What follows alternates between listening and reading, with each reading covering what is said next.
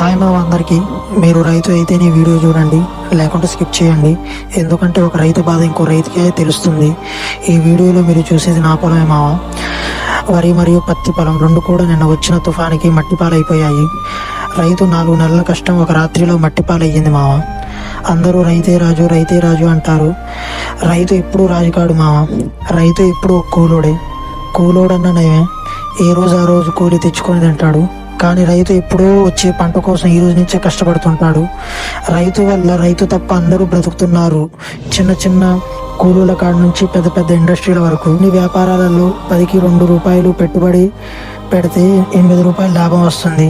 కానీ రైతు చేసే వ్యవసాయానికి 8 రూపాయలు పెట్టుబడి పెడితే కానీ 2 రూపాయలు లాభం రావట్లేదు. అది కూడా ఆ 2 రూపాయల లాభంతో పాటు 8 రూపాయల పెట్టుబడిని ఇలాంటి ఒక తుఫాను వచ్చి ఒక్క రాత్రిలో తీసుకుపోతుంది మామ. ఇంకా రైతు ఎలా బ్రతుకుతాడు చెప్పండి.